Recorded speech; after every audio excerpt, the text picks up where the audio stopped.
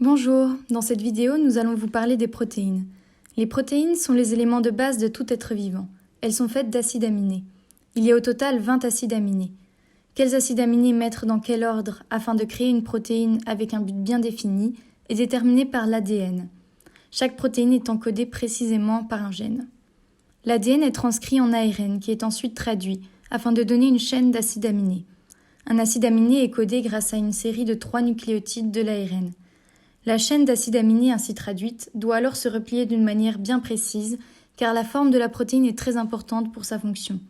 Un mauvais repliement d'une protéine peut entraîner des maladies, comme c'est le cas par exemple pour la maladie d'Alzheimer. Il existe toutes sortes de protéines avec des fonctions différentes, comme les anticorps, les enzymes, les protéines du métabolisme, les récepteurs et les ligands. Nous allons voir maintenant quelques exemples de protéines. Tout d'abord, voyons une protéine de transport, la kinésine. C'est une protéine de transport intracellulaire qui permet de transporter d'autres protéines ainsi que des lipides de leur endroit de création jusqu'à leur destination finale. Ceci est possible grâce à des microtubules qui sont des sortes de chemins pour ces protéines.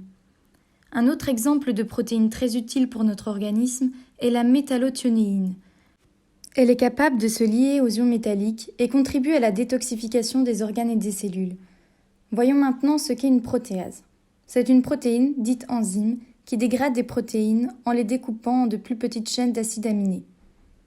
Le dernier exemple de protéine que nous allons voir est la protéine G, qui est une famille de protéines qui permettent le transfert d'informations à l'intérieur de la cellule. Son nom vient du fait qu'elle utilise l'échange de GTP en GDP, deux molécules situées dans la cellule, comme interrupteurs pour les réactions biochimiques dans celle-ci.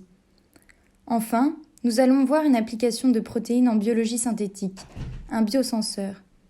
C'est un détecteur semi-biologique capable de détecter divers composés comme du matériel biologique, ADN, protéines, bactéries, mais aussi d'autres molécules. Ici, deux protéines qui se lient ensemble à un ligand ont été fusionnées à deux moitiés de reporters. En présence de la molécule à détecter, appelée ligand, les deux moitiés de protéines se rejoignent comme un puzzle. Lorsque les deux moitiés sont ensemble, cela émet de la lumière, et celle-ci peut être détectée, indiquant ainsi que la molécule à détecter est présente.